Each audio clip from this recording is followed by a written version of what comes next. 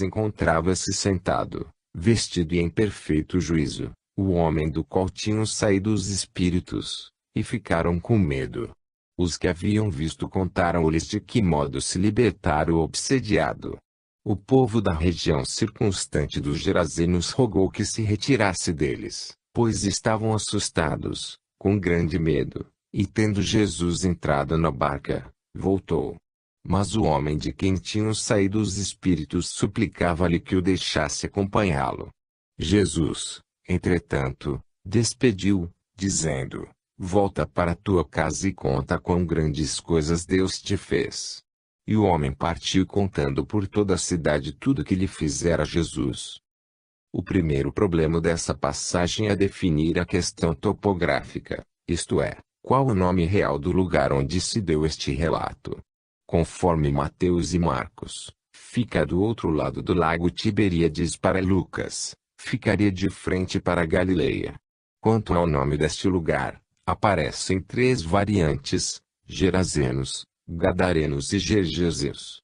Em Mateus, está estabelecido o nome Gadarenos; em Marcos e Lucas, Gerazenos, embora em todos os três abundem as outras variantes.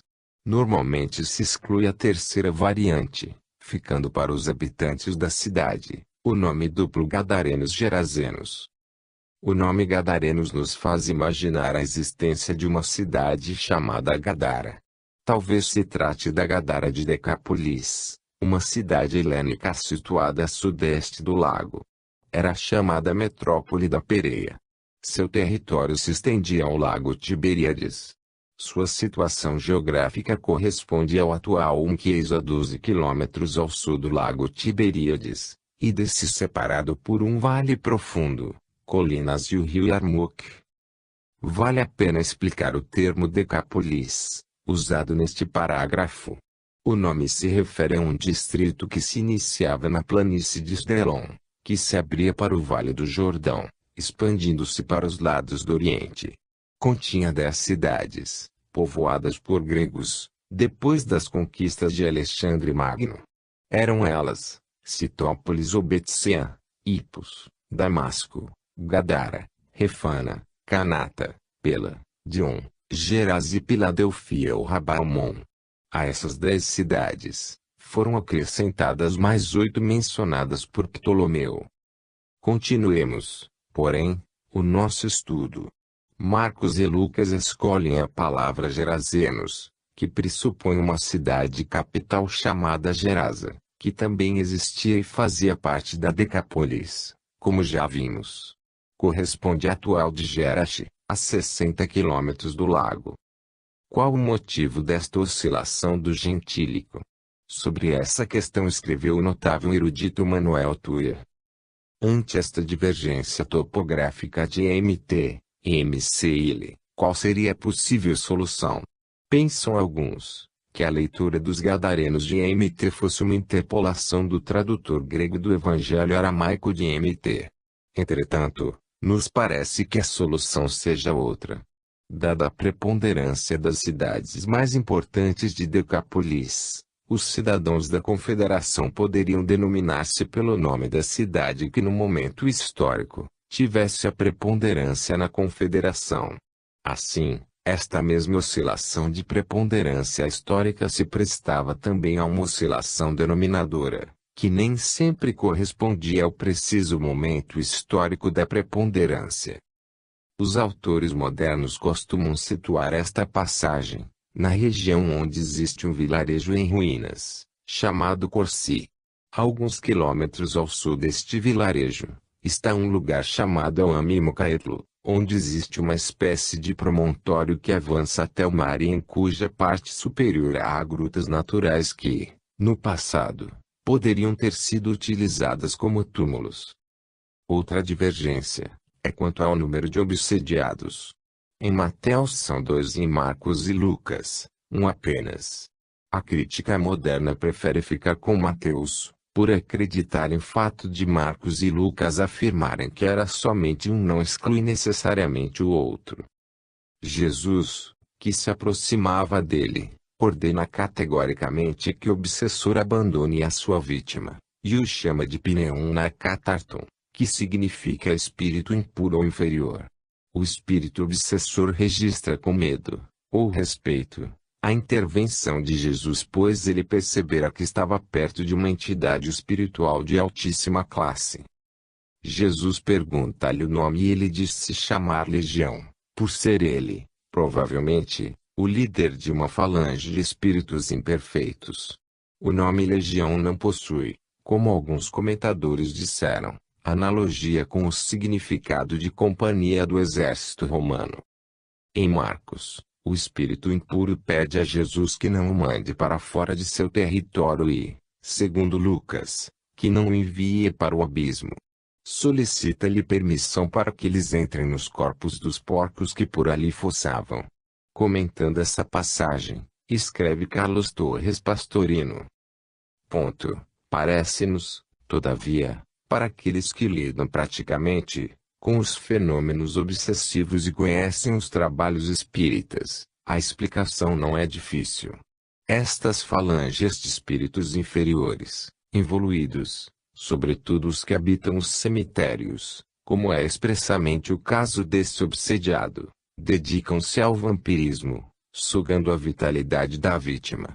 Ora, sabiam eles que jamais lhes seria permitido por Jesus que passassem para outras criaturas humanas e procuram uma oportunidade, na vara de porcos, que Marcos diz ser constituída de 2.000 animais, e solicitam insistentemente que lhes permita continuar o vampirismo, pelo menos nos porcos. A expressão entrar neles, de Marcos, pode ser efeito da ignorância desses fenômenos por parte do obsessor, coisa que, ainda hoje, persiste, inclusive nos meios espíritas, quando se fala em incorporação, dando quase a ideia de que o espírito entra no corpo do médium. E muito médium julga que é isso que se dá. Em Mateus e Lucas, aparece na palavra melhor, passar para, que exprime uma transferência da operação vampiresca. A situação gravíssima do obsediado deveria ser conhecida de todos e isso fez com que os moradores da cidade, ao verem o homem agindo com normalidade, ficassem com medo daquele que possuía o poder de expulsar os maus espíritos e, por isso, pediam que ele deixasse aquela terra e não mais para ali retornasse. Cura de um jovem epilético. E quando chegaram para junto da multidão, aproximou-se dele um homem que se ajoelhou e disse: Senhor, compadece-te de meu filho, porque é lunático e sofre muito, pois, muitas vezes, cai no fogo e outras muitas, na água. Apresentei aos teus discípulos, mas eles não puderam curá-lo. Jesus exclamou: Ó geração incrédula e perversa! Até quando estarei convosco? Trazei-me aqui o rapaz. Jesus repreendeu um espírito impuro e este saiu do menino e, desde aquele momento, o doente ficou curado. Quando eles se aproximaram dos discípulos, viram numerosa multidão ao redor e que os escribas discutiam com eles. E logo toda a multidão, ao ver Jesus, tomada de surpresa, correu para ele e o saudou. Então ele interpelou os escribas, que discutis com eles. Um homem dentro da multidão lhe disse: Mestre, trouxe-te o meu filho possesso de um espírito mudo. E esse, onde quer que o apanhe, lança-o por terra, e ele espuma, ri-lhe os dentes e vai definhando. Roguei até os discípulos que expulsassem o espírito, mas ele não conseguiram. Então, Jesus disse: Ó geração incrédula, até quando estarei convosco? Até quando vos sofrerei? Trazei-me o menino. E trouxeram-lhe. Quando o espírito viu Jesus, imediatamente agitou sua vítima com violência e, caindo ele por terra, revolvia-se e espumava. Perguntou Jesus ao pai do menino: Há quanto tempo isto lhe sucede? Desde a infância, respondeu um homem. Muitas vezes o tem lançado no fogo e outras na água, para matá-lo. Entretanto, se tu podes fazer alguma coisa, tem compaixão de nós e ajudai-nos. Ao que lhe respondeu Jesus: Se podes. Tudo é possível àquele que crê. E, imediatamente, o pai do menino exclamou, com lágrimas: Eu creio, ajuda-me na minha falta de fé. Vendo Jesus que a multidão concorria, repreendeu um espírito imundo, dizendo-lhe: Espírito mudo e surdo, eu te ordeno, sai deste jovem e nunca mais tornes a ele. E ele, clamando e agitando-se muito, saiu, deixando-o como se estivesse morto, a ponto de muitos dizerem: ele morreu. Mas Jesus, tomando pela mão, o ergueu, e ele se levantou. Quando entraram em casa, os discípulos lhe perguntaram em particular: por que não podemos expulsá-lo? Respondeu: esta casta de espíritos não pode sair, senão por meio de oração e jejum.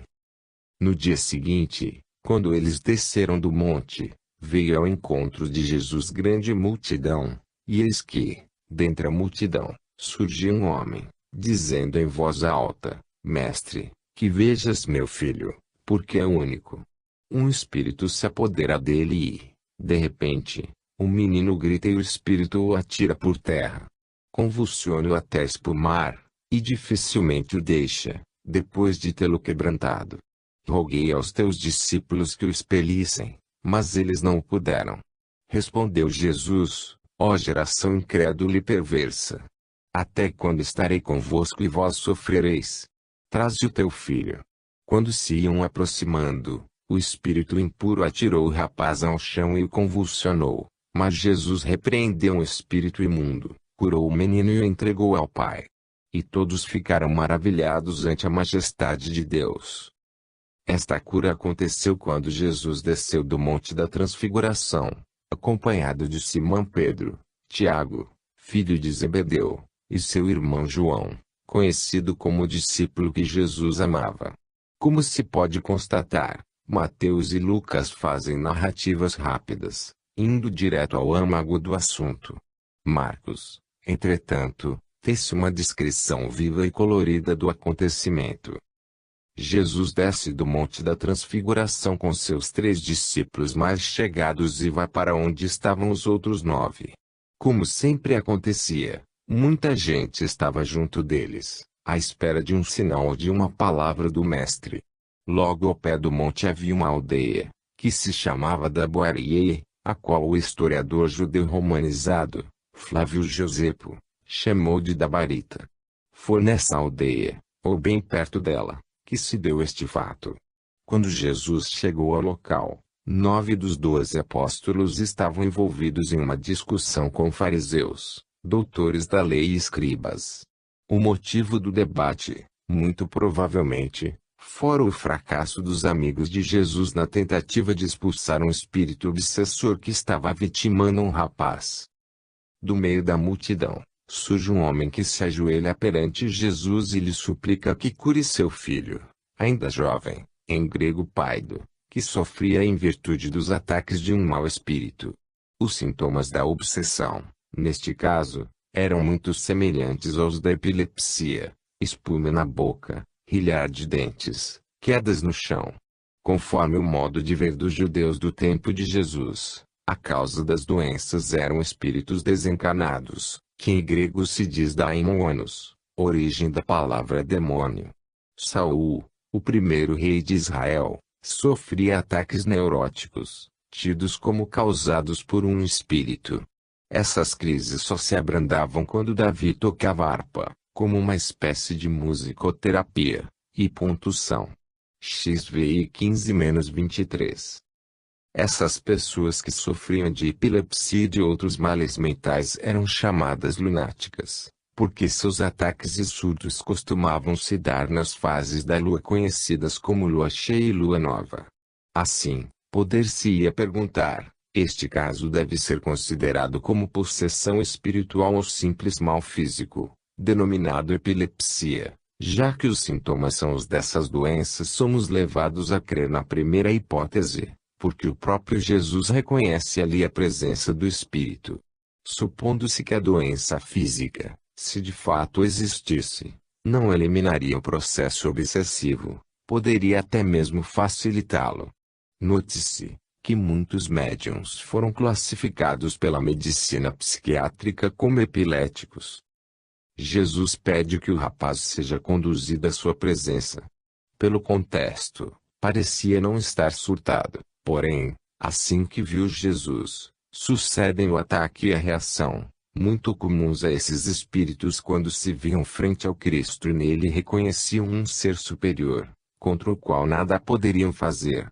A violência dos ataques dá-nos a ideia de que o obsessor odiava o obsediado, a tal ponto que o atirava no fogo e na água com a intenção de matá-lo. Este ódio, no entanto, não poderia ser gratuito ou aleatório, certamente originava-se em vidas passadas, nas quais o obsediado fizera mal ao obsessor, que na vida seguinte acredita-se com o direito de perpetrar vinganças. O pai do infeliz diz a Jesus que os seus apóstolos haviam tentado inutilmente afastar o espírito impuro. Em seguida, o homem faz o pedido: se tu podes fazer alguma coisa, compadece-te de nós. As palavras do homem são de alguém que perdeu a esperança. Note-se que ele começa a frase com a conjunção subordinativa condicional, se, o que nos autoriza a pensar que ele havia perdido a fé. Talvez ele tivesse ido até os apóstolos com o coração cheio de esperança, mas o fracasso desses o frustrara, daí o modo como falou. Como estamos longe do exemplo de fé do centurião romano. Jesus comenta com tristeza aquela ausência de fé, inclusive no caso de seus apóstolos, mas cura o rapaz, não só afastando o espírito, como atuando em seu cérebro para eliminar a causa física de sua doença. Uma cura na sinagoga de Cafarnaum. Depois de entrarem em Cafarnaum, e logo em um sábado, foi ele ensinar na sinagoga. Maravilharam-se de sua doutrina, porque os ensinava como quem tinha autoridade, e não como os escribas. Não tardou que aparecesse na sinagoga um homem, possuído por um espírito imundo, que bradou: que temos nós contigo, Jesus Nazareno? Vieste para nos perder? Bem sei quem és, o Santo de Deus. Mas Jesus o repreendeu, dizendo: cala-te e sai deste homem. Então, o espírito imundo, agitando violentamente e bradando em voz alta, saiu dele. Todos se admiraram, a ponto de perguntar entre si: que vem a ser isso? Uma nova doutrina. Com autoridade, ele ordena aos espíritos imundos e eles lhe obedecem. Então, correu célere a fama de Jesus em todas as direções, por toda a circunvizinhança da Galileia. Ele desceu a Cafarnaum, cidade da Galileia, e os ensinava no sábado. E muitos se maravilhavam de sua doutrina, porque a sua palavra era com autoridade.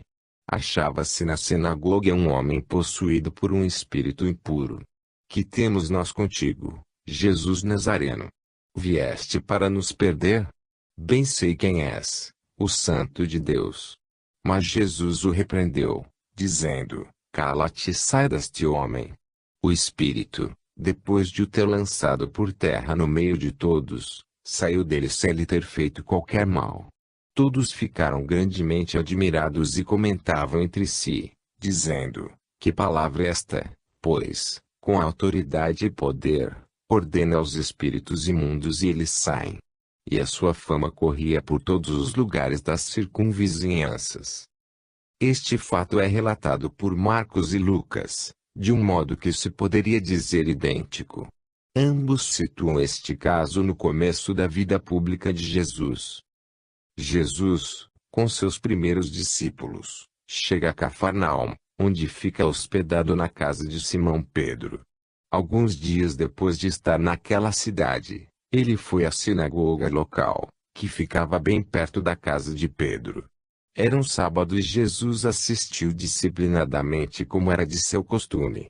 As práticas próprias daquela instituição eram as seguintes: primeiramente fazia-se uma oração, depois a leitura e exposição das Escrituras, que se dividia em dois momentos: em primeiro lugar, a lei, Torá, e depois os profetas.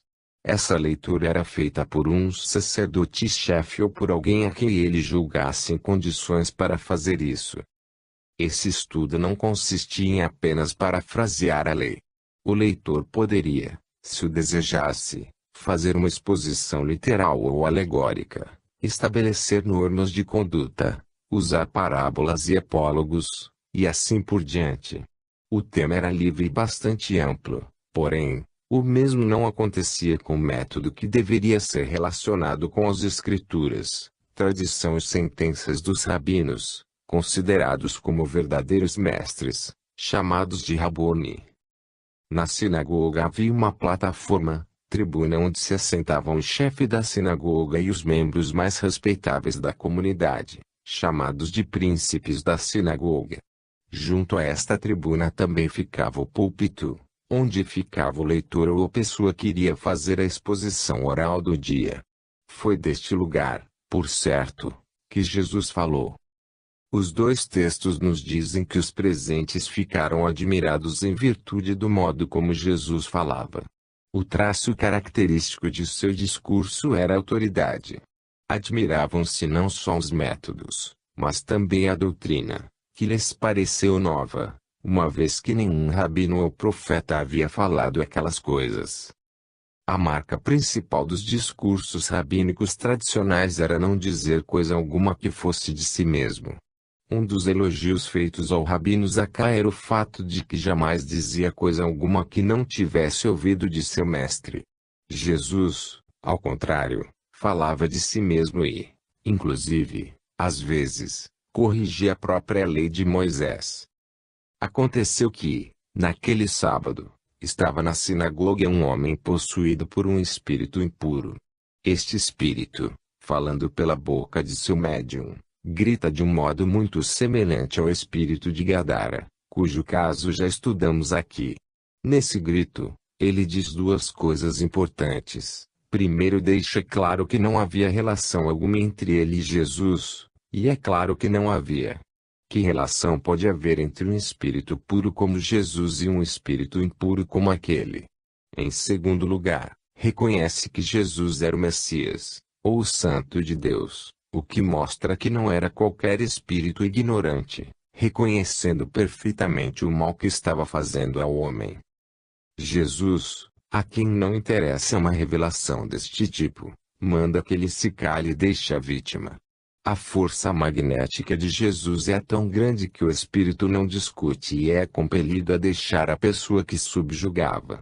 O ato do desligamento fluídico entre as duas auras provoca a violenta agitação no ex-obsediado. Nada existe aqui de sobrenatural e muito menos de milagroso, pois trata-se de um fato corriqueiro que é recorrente entre nós, nos mais diversos centros espíritas que trabalham com a desobsessão e doutrinação de espíritos. Os casos considerados como ressurreição. A filha de Jairo.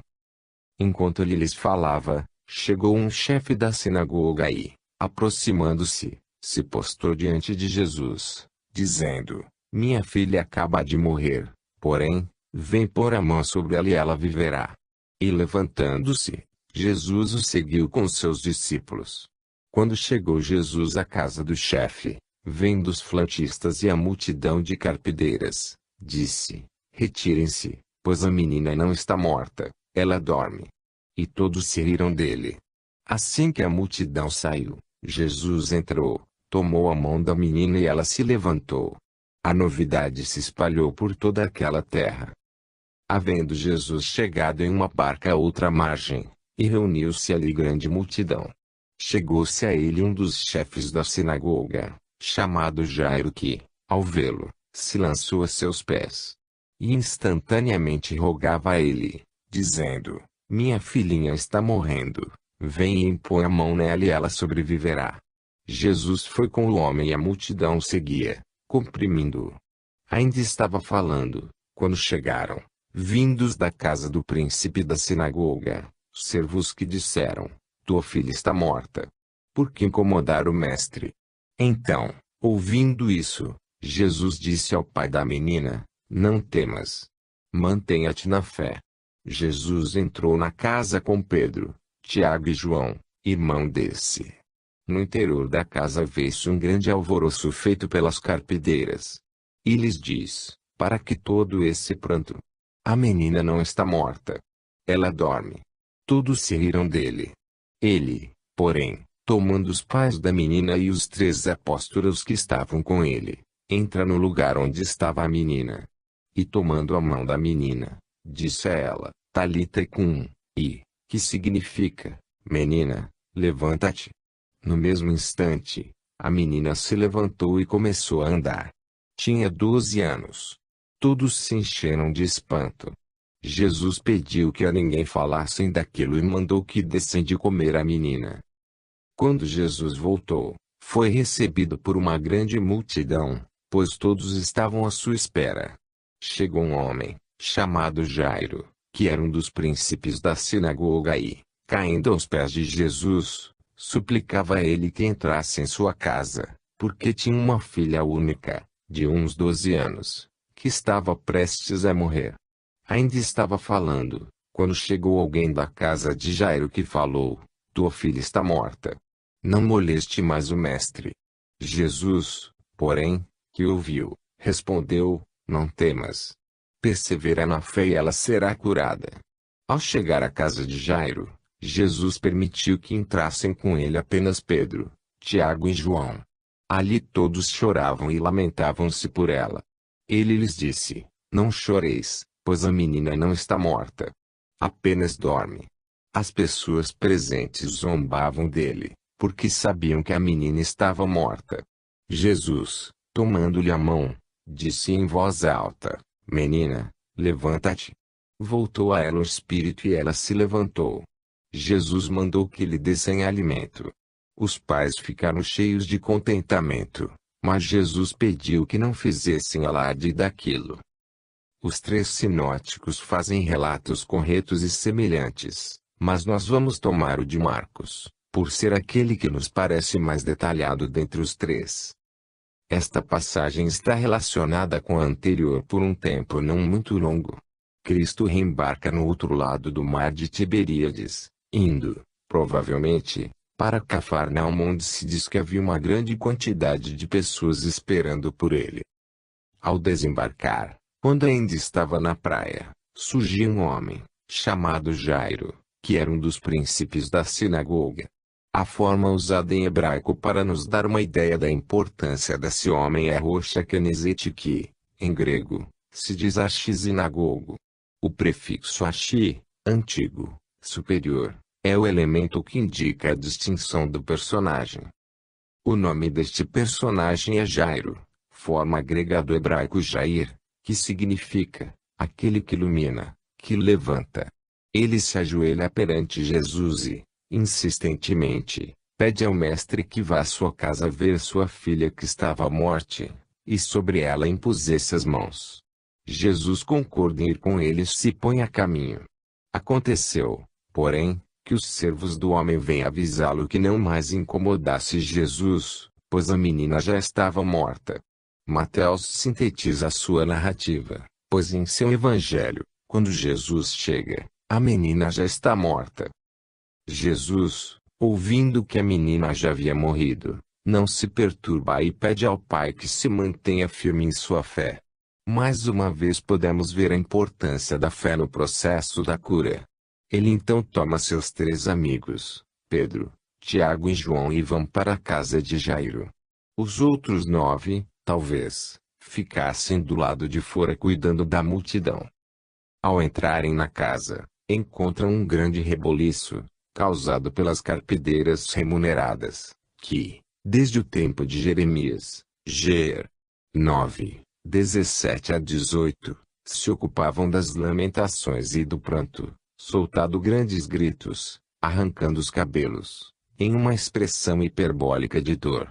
Ao lado das carpideiras, estavam os flautistas, que também eram pagos para acompanhar os enterros, soltando notas graves de seus instrumentos. Segundo o Talmud, mesmo o israelita mais pobre estava obrigado a alugar 2 flautistas e pelo menos uma carpideira para celebrar as exéquias de sua esposa. Jesus pede aos presentes que cessem todas aquelas manifestações de tristeza, porque a menina não havia morrido, estava apenas adormecida. Ele vai até onde está a menina e diz a ela em aramaico, Talita cum, que se traduz por menina, levanta-te. Marcos introduz a fórmula eu a ti te digo, para acentuar a autoridade de Jesus. A menina obedece e se levanta. Jesus pede que lhe deem comida. O milagre, Neste caso, está descaracterizado pelo modo como Jesus fala, ela dorme. Em outras palavras, a alma não se havia desprendido do corpo, mas apenas se afastado. No Evangelho de Lucas, isto fica mais claro com a expressão, o espírito voltou. V. 55. A ressurreição de Lázaro. Este texto se encontra apenas em João e é muito grande e complexo. Assim, vamos estudá-lo por partes. Primeira parte. A volta de Jesus a Betânia.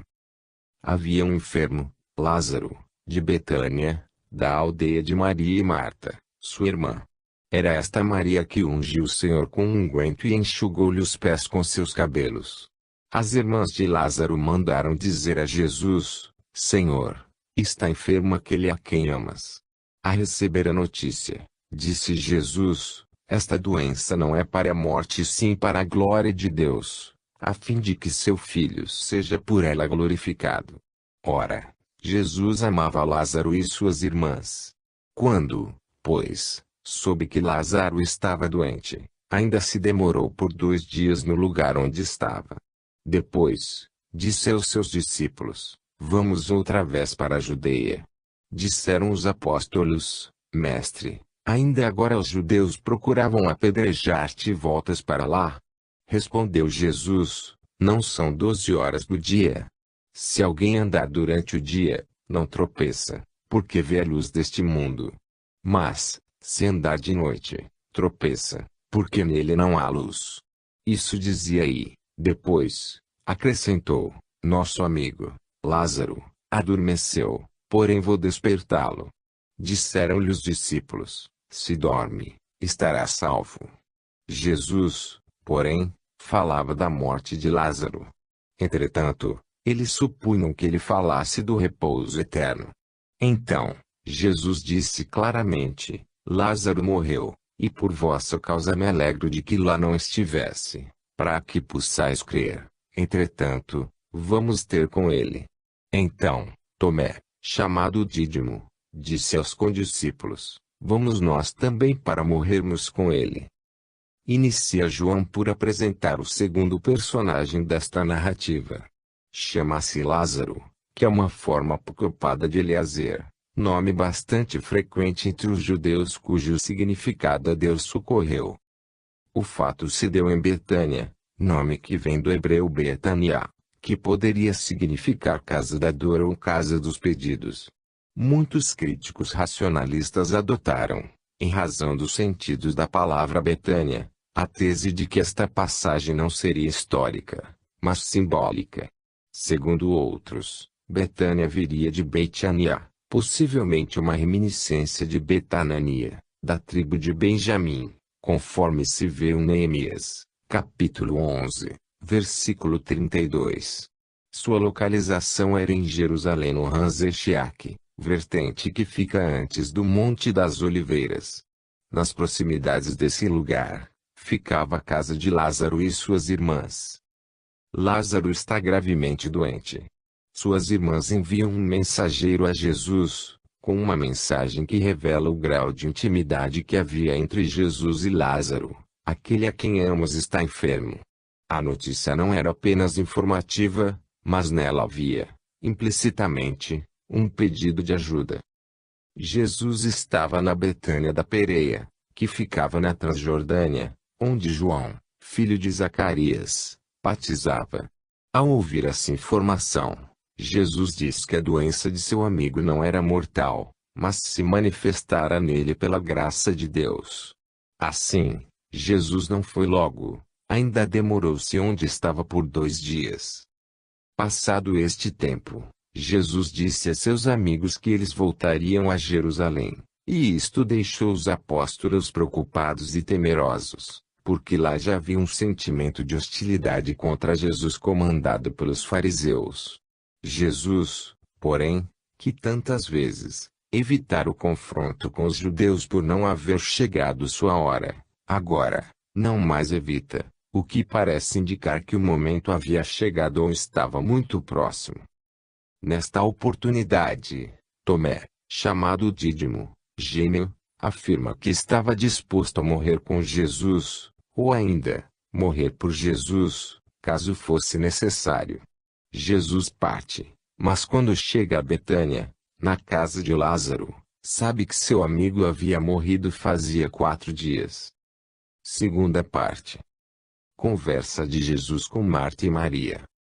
Chegando Jesus, encontrou Lázaro já sepultado havia 4 dias. Ora, Betânia estava a cerca de 15 estágios perto de Jerusalém. Muitos dentre os judeus foram ter com Marta e Maria, a fim de as consolar pela morte de Lázaro. Marta, ao saber que Jesus vinha, saiu ao seu encontro, e Maria ficou sentada em casa. Disse, pois, Marta a Jesus, Senhor, se estivesses aqui, meu irmão não teria morrido. Mas também sei que, mesmo agora, tudo quanto pedires a Deus, Deus te concederá. Declarou-lhe Jesus, teu irmão há de ressurgir? Eu sei, disse Marta, que ele há de ressurgir na ressurreição, no último dia. Eu sou a ressurreição e a vida, e aquele que crê em mim, embora esteja morto, viverá. E todo o que vive e crê em mim não morrerá eternamente. Crê nisto? Sim, Senhor, respondeu ela, eu tenho acreditado que tu és o Cristo, o Filho de Deus que devia vir ao mundo. Tendo dito isto, retirou-se e chamou Maria, sua irmã, e lhe disse em particular, o Mestre chegou e te chama. Ela, ouvindo isto, levantou-se depressa e foi ter com ele. Pois Jesus ainda não havia entrado na aldeia e permanecia onde Marta se avistara com ele. Os judeus que estavam com Maria, para consolá-la, vendo-a levantar-se depressa e sair, seguiram-na, supondo que ela ia ao túmulo para chorar. Quando Maria chegou ao local onde estava Jesus, ao vê-lo, lançou-se aos pés dele, dizendo, Senhor, se estivesses aqui, meu irmão não teria morrido. Jesus, vendo-a chorar, assim como os judeus que a acompanhavam, agitou-se no espírito e comoveu-se. E Jesus perguntou a ela, onde o sepultaste? Elas responderam, Senhor, vê e vê. Jesus chorou. Então, disseram os judeus, veja o quanto amava.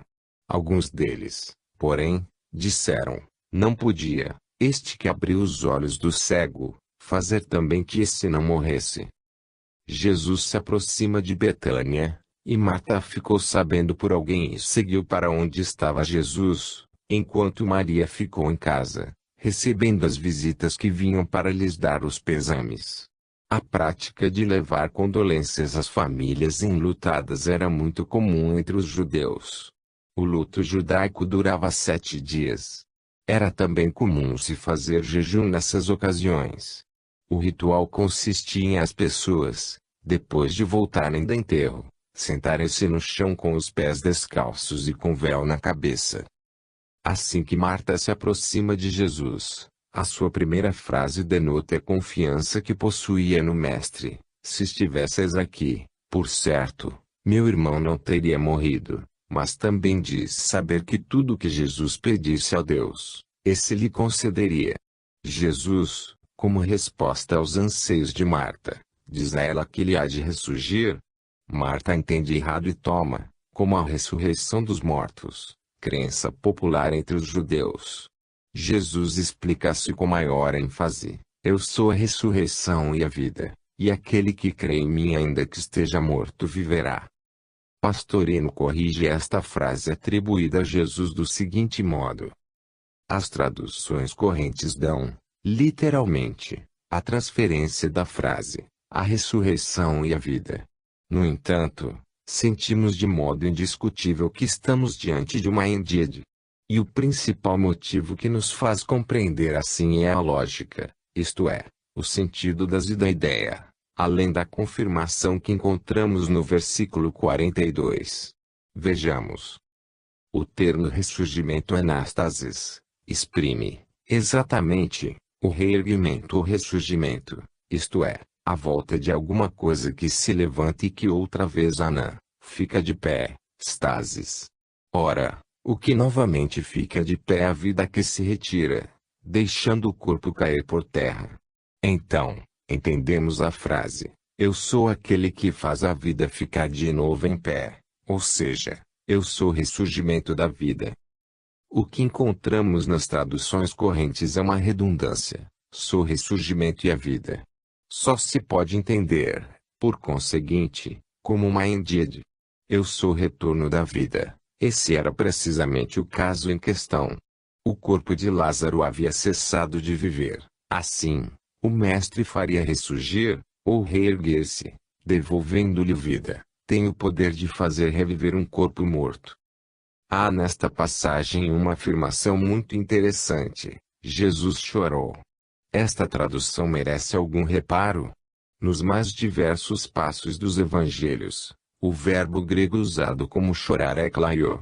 Neste versículo, entretanto, não foi usado esse, mas o verbo dakrio, que não expressa chorar, mas ficar com os olhos cheios de lágrimas ou brotarem lágrimas nos olhos de alguém. A ressurreição de Lázaro. Jesus caminhou para o túmulo, que ficava em uma gruta, em cuja entrada se havia colocado uma pedra. Então ordenou Jesus: tirai a pedra. Disse Marta, a irmã do morto: Senhor, já cheira mal, pois está morto faz 4 dias. Respondeu-lhe Jesus: já não te disse que, se acreditares, verás a glória de Deus? Tiraram, então, a pedra. E Jesus, levantando os olhos para o céu, disse: Pai, graças te dou porque me ouviste. Aliás, eu sabia que sempre me ouves, mas assim falei por causa da multidão presente, para que creiam que tu me enviaste. E tendo dito isto, clamou em voz alta: Lázaro, vem para fora. Saiu aquele que estivera morto, tendo os pés e as mãos ligados com ataduras e o rosto envolto em um lenço. Então, Jesus lhes ordenou: desatai-o e o deixai ir. Muitos, pois, dentre os judeus que haviam vindo visitar Maria, vendo o que fizera Jesus, creram nele. Outros, contudo, foram ter com os fariseus e lhes contaram os feitos que Jesus realizara.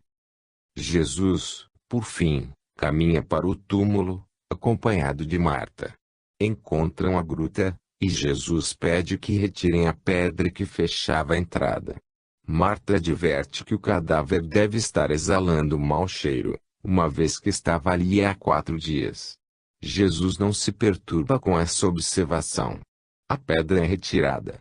Jesus agradece a Deus pelo que vai acontecer, que seria o grande testemunho, a todos que ali estavam, de que ele era o enviado, o grande sinal do Messias. Disse então: Lázaro, vem para fora.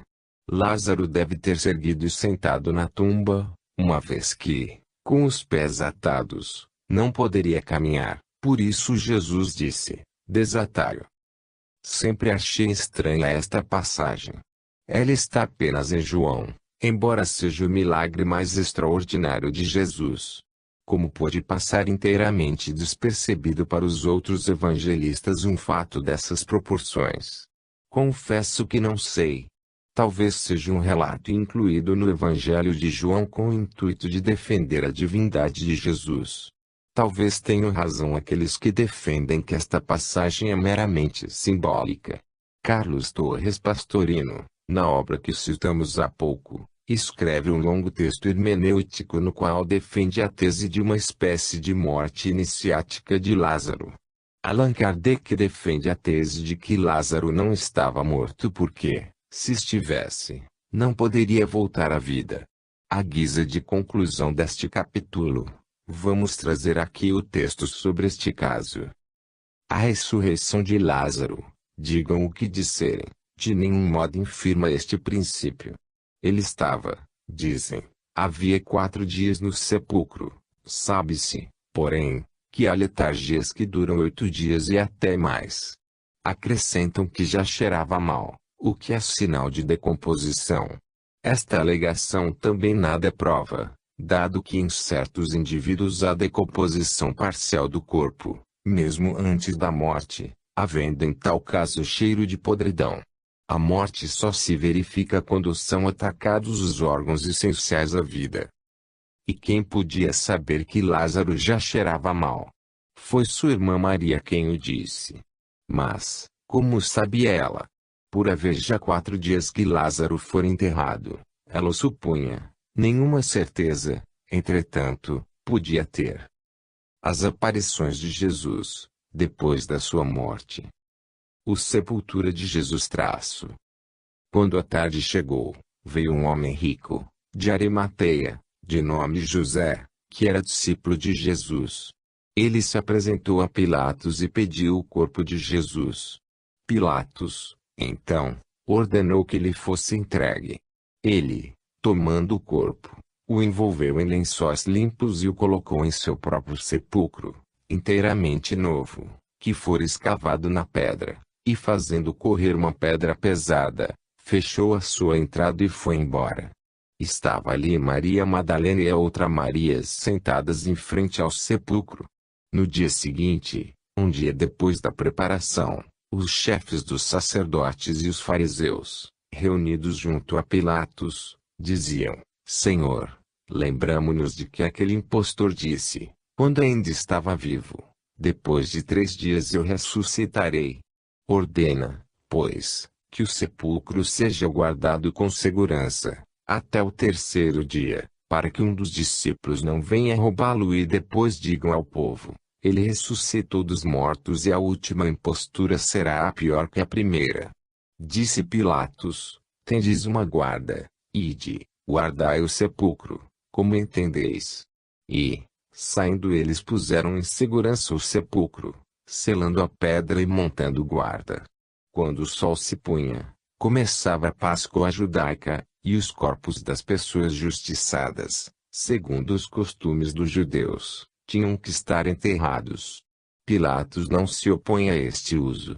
À época de que estamos tratando, os tribunais judaicos tinham 2 fossas para enterrar os executados, já que não era permitido que fossem enterrados nos jazigos familiares, até que o tempo corrompesse a carne e os ossos fossem entregues à família. Jesus havia morrido cerca de 15 horas e, como o sol se punha em Jerusalém depois das 18 horas, urgia que se ativasse o enterro de Jesus.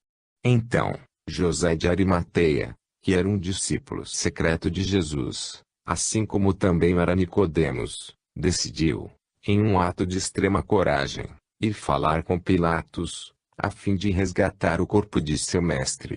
Tinha, para fazer este pedido, o título especial, membro do Sanhedrin, um status que Pilatos deveria respeitar. O costume romano permitia enterrar os corpos dos criminosos a pedido da família e, sobretudo, explica Pilon de Alexandria, nos dias festivos. Pilatos concordou principalmente por 2 motivos. O costume era romano e o pedido era de um sinedrita, neste caso, José de Arimateia. O procurador romano, porém, estranhou que Jesus houvesse morrido tão rapidamente, uma vez que muitos crucificados ficavam presos à cruz por mais de um dia, sem falecer. Por essa razão, Pilatos mandou chamar um centurião da guarda para certificar-se de que o crucificado estava morto. O centurião tomou 2 soldados e foi ao Gólgota para fazer o crucifragium, que consistia em quebrar as pernas dos crucificados com uma clava de madeira ou de ferro, o que causava morte quase instantânea. Jesus, porém, não passou por isso, porque, quando chegaram a ele, viram que estava morto. Aconteceu que um dos soldados, possivelmente o centurião, querendo a constatação de que o condenado estava de fato morto, deu-lhe um golpe de lança no flanco e da ferida saiu água e sangue.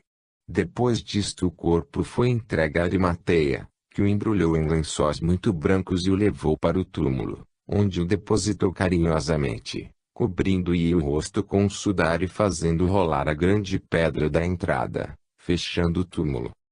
Aparição a Maria Madalena. No primeiro dia da semana, Maria Madalena veio de madrugada, antes do raiar do sol, e viu retirada a pedra que fechava a porta do túmulo. Correu para falar a Simão Pedro e um outro discípulo, a quem Jesus amava, e lhes disse: Retiraram o Senhor do seu túmulo e não sabemos onde o colocaram. Saiu, pois, Pedro e outro apóstolo, e foram ao túmulo. Ambos correram, mas o outro discípulo correu mais depressa e chegou primeiro ao túmulo. E, inclinando-se, viu os lenços mas não entrou. Chegou Simão Pedro depois dele, entrou no túmulo e viu os lençóis ali postos, o sudário, que havia estado sobre a cabeça de Jesus, não posto junto com os lençóis, mas colocado à parte.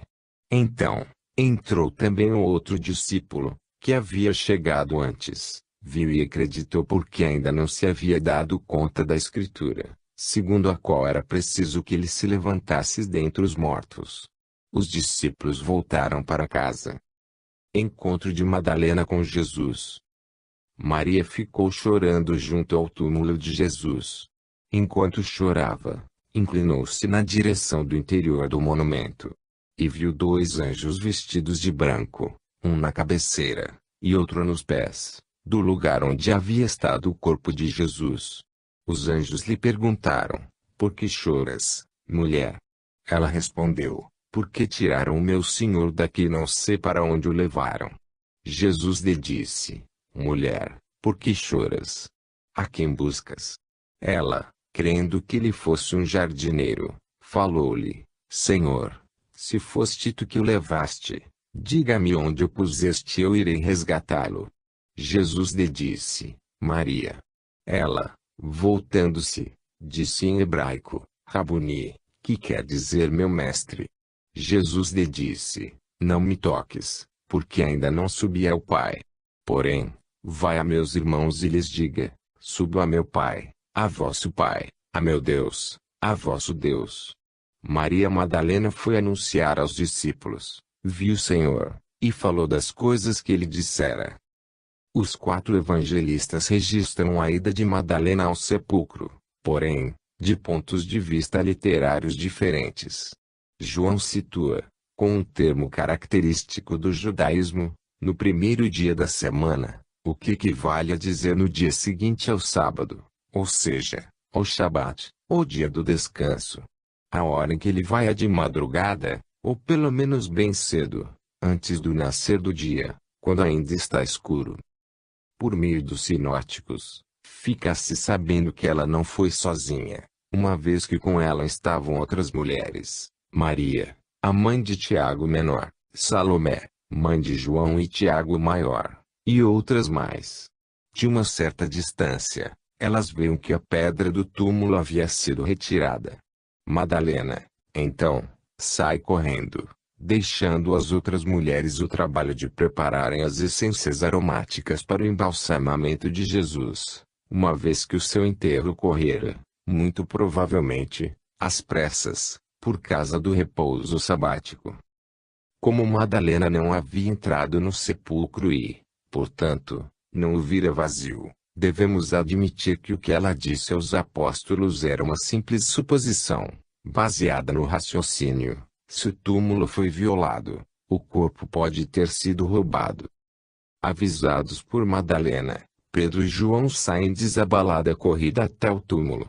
João chega à frente, na certa por ser mais jovem que Pedro, mas não entra no túmulo. Essa primazia coube ao apóstolo mais velho. Pedro, ao entrar, vê o túmulo vazio e os lençóis que haviam envolvido o corpo de seu mestre, mas o sudário que lhe envolvera o rosto não estava com os lençóis, mas dobrado e colocado à parte. Tem-se a impressão de que o evangelista, ao fazer esta referência, quis deixar claro que o corpo de Jesus não havia sido roubado, tese que os judeus levantarão mais tarde, uma vez que, dificilmente, ladrões roubariam um corpo sem levar a mortalha, e, também não teriam o cuidado de dobrar o sudário, do modo como estava. Vamos ver, em seguida, o encontro entre Madalena e Jesus, que deixou profundas marcas na catequese primitiva. Esse encontro aparece em Mateus 28, 9-10, de um modo muito explícito em Marcos 17, 9-11, mais detalhado no 4º Evangelho de João. Supõe-se que, depois da partida de Pedro e João, que haviam constatado o desaparecimento do corpo de seu mestre, Madalena ficou ali chorando, não só a morte de Jesus, mas o desaparecimento de seu corpo. Ela, como João fizera antes, também se inclina para observar o interior do sepulcro e viu dois espíritos vestidos de branco, a quem o texto qualifica de anjos. Os dois espíritos estão sentados, um na cabeceira e outro nos pés do túmulo funerário. Eles perguntam-na pelo motivo de seu pranto, e ela responde que lamentava o desaparecimento do corpo de seu mestre, que ela não fazia ideia sobre onde fora parar. Ao chegar esse momento do diálogo, Madalena vira-se e vê Jesus perto dela, mas não o reconhece, possivelmente porque não lhe passava pela cabeça que o Jesus que ela vira, concreta e objetivamente morto, estivesse ali, tão próximo. Ele faz a mesma pergunta dos espíritos: mulher, por que choras? E ela dá a mesma resposta, mas desta vez imaginando que for aquele homem quem retirar o corpo amado. Nesse momento, Jesus diz apenas uma palavra a Madalena: Maria. Este nome, por certo, foi pronunciado com tamanha ternura, de um modo tão característico, que ela não tem mais dúvidas e exclama: Rabuni, que significa meu mestre. Ela, emocionada, faz um gesto de abraçar o mestre, mas ele diz a famosa frase: não me tangerei. Ou seja, não me toques. Claro que ela não podia tocar uma estrutura fluídica, como era o caso de Jesus, naquele momento. Aqui, nenhum milagre. As manifestações de espíritos são coisas muito comuns e nada tem de sobrenatural. Jesus, abandonando o seu corpo de carne, vale-se do corpo fluídico e, por meio deste, se manifesta a Madalena e, mais à frente, a dois de seus discípulos no caminho para a aldeia de Emaús. No caminho de Emaús. Eis que dois deles, discípulos, viajavam, nesse mesmo dia, para um povoado chamado Emaús, a 60 estádios de Jerusalém, e conversavam sobre todos esses acontecimentos. Ora, enquanto conversavam e discutiam entre si, o próprio Jesus aproximou-se e pôs-se a caminhar com eles. Seus olhos, porém, estavam impedidos de reconhecê-lo. Ele lhes disse: que palavras são essas que trocais, enquanto ides caminhando? E eles pararam com os rostos sombrios. Um deles, chamado Cleófas, perguntou a ele: tu és o único forasteiro em Jerusalém que ignoras os fatos que nela aconteceram nesses dias? Quais? Perguntou-lhes. Responderam: o que aconteceu em Jesus, o Nazareno, que foi um profeta poderoso em obras e palavras, diante de Deus e diante de todo o povo. Nosso chefe dos sacerdotes, e nossos chefes o entregaram para ser condenado à morte e o crucificaram. Nós esperávamos que ele redimisse Israel, mas, com tudo isso, faz 3 dias que todas essas coisas aconteceram. É verdade que algumas mulheres, que são dos nossos, nos assustaram. Tendo ido muito cedo ao túmulo, e não tendo encontrado o corpo, voltaram dizendo que tinham tido uma visão de anjos declarando que ele está vivo. Alguns dos nossos foram ao túmulo e encontraram as coisas, tais como as mulheres haviam falado, mas não o viram. Ele, então, lhes disse: insensatos e lentos de coração, para crer no que os profetas anunciaram. Não era preciso que o Cristo sofresse tudo isso e entrasse em sua glória. E, começando por Moisés e por todos os profetas, interpretou-lhes em todas as Escrituras o que a ele dizia a respeito. Aproximando-se do povoado para onde iam, Jesus lhes disse que iria mais à frente. Eles, porém, insistiram, dizendo: permanece conosco, pois cai a tarde e o dia declina. Ele então entrou na casa para ficar com eles. Uma vez à mesa, com eles, tomou um pão, abençoou, depois partiu e o distribuiu para eles. Então seus olhos se abriram e o reconheceram. Ele, entretanto, ficou invisível diante deles. Disseram um ao outro: não ardia nosso coração, quando ele nos falava pelo caminho, quando nos explicava as Escrituras. Naquela mesma hora, levantaram-se e voltaram para Jerusalém. Acharam ali reunidos os 11 e seus companheiros, que disseram: é verdade. O Senhor ressuscitou e apareceu